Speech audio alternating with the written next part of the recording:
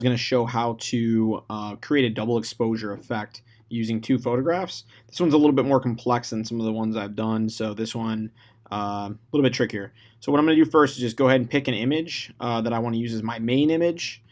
This one is going to be the one that I'm going to fill actually the image with some other kind of thing. So the other thing I want to do is go to Google or find somewhere. So I'm going to look for trees. Let's see what we got here. Something that looks good. Maybe trees, with sunlight behind or something like that. Let's see. Something, kind of generic. Now my picture is vertical, so I'm maybe going to look for a vertical image that I think might work as well. It doesn't have to be, but you can also change your search tools here to a large file type, and that way you'll kind of be restricted to better quality images. Let's see.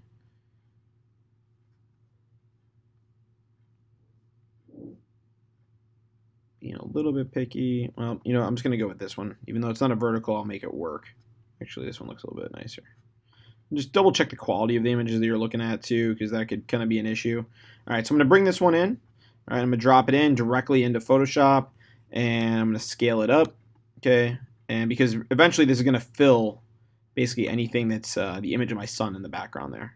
Okay, and I'm going to double click, and I'm going to just turn this off for the time being. I'm also going to make a new layer. Drop that one underneath. Let's see if it won't let me. I got to unlock my background, which is the image of my son, and then I'm going to pull that image below. Okay, on that background image, I'm going to fill that one white, and that's just filled.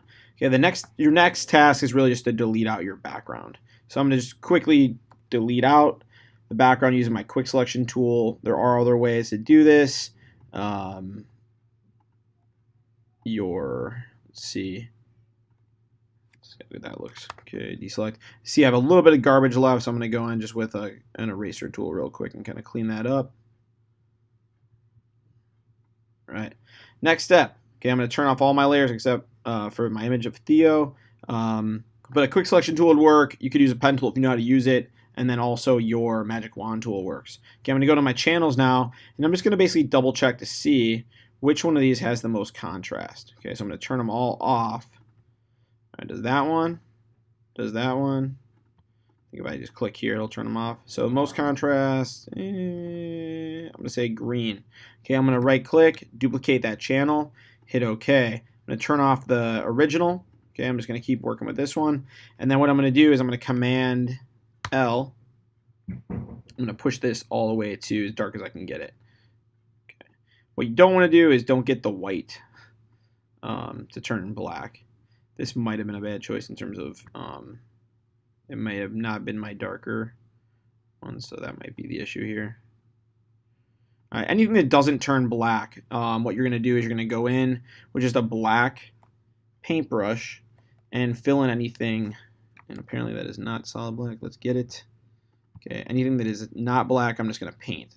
So I'm basically trying to get his silhouette. Okay, from there, I'm going to command click, and that's going to make a selection. Okay, I'm going to turn on all these, turn off the original, go back to my layers. From there, what I'm going to do is I'm going to now turn on this layer, go here, select inverse, and then I'm going to go ahead and create a layer mask. All right, and that's going to fill my background image. Now, if I unlink this and go ahead and move it around, all right, oops, unlink it and grab the original layer, I can go ahead and move it around and kind of form that where I really want it to go, and then hit enter to solidify it.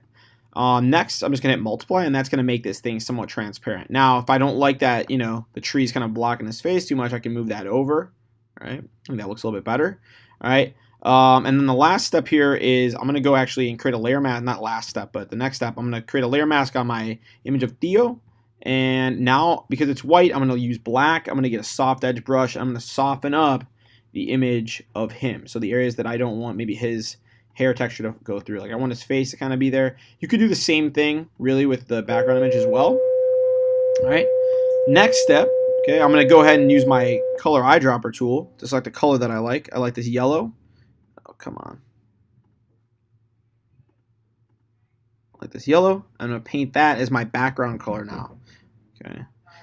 That might be a little bit too dark, so I'm going to go in and manually select something that's a little bit lighter.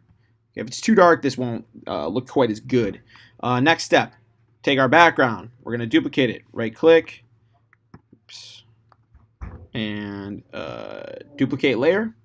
Okay, so we're duplicating that like background fill layer, and then what I'm going to do is actually delete the mask. So I'm going to delete layer mask on that one and move it down below the image of Theo, so it kind of fills. But what I'm going to do next is filter, blur, and Gaussian blur that background image.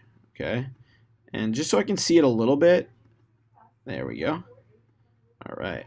Okay, last step for that layer is I'm going to go and create a layer mask on it, and same thing. I'm going to take my black. Get black selected here on my layer mask. Make sure you are working with your layer mask, not the actual image. And then what I'm going to do is just start softening up the image behind him.